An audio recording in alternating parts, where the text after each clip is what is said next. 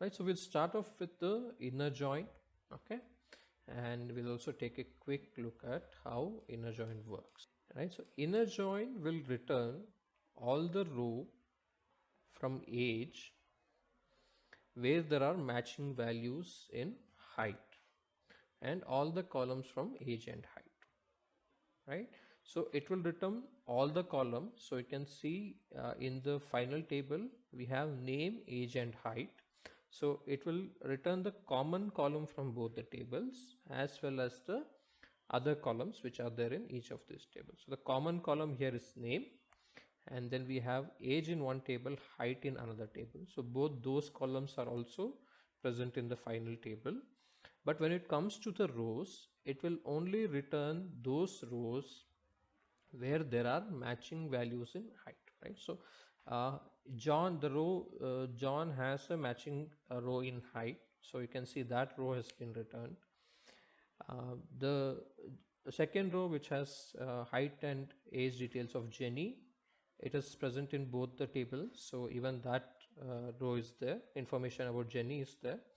But the third row in age is Jacob, which is not present in height, so that row will not be returned, as well as the third row in height, which is Janet, which again does not match with any row in age, so even that row is not returned. So inner join will return all the columns from both the tables, but when it comes to rows, it will only return the rows which have a matching value in the first table. So in our case, it returns only those rows for which a matching row is present in height, right? So age is the first table, and it will return only those rows from the second table, which is height, for which there is a matching row in the first table, right? Now we'll try to do this with our data set, right? And the question we are trying to answer is, we want to get details of customers, right? We want to get details of customers who have placed orders, and we want to see their order details as well, right? And to do this, we will merge it with the ID column, right? So if we view the data sets again, let us go and do that.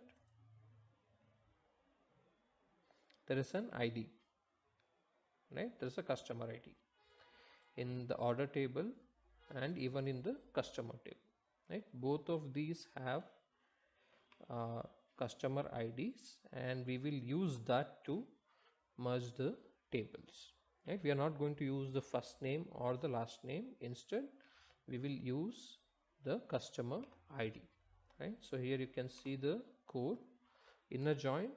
So we have the customer table first, followed by the order table, and then we are trying to join these two by the customer ID, right? So let us try this. Inner underscore join first by the customer table, then you have order, and we are trying to join them using the customer ID column, right? So here you can see, since we wanted to see the details of customers who have placed orders and their order details, you can see that the amount column is neither NA or 0, it has values, right? So all these rows have values of customers who have placed order, and we also have the order date and order amount, right? So this is the first case. Inner join we saw with the example of age and height, and we also saw how we can use it to get the details of customers who have placed orders along with the order detail.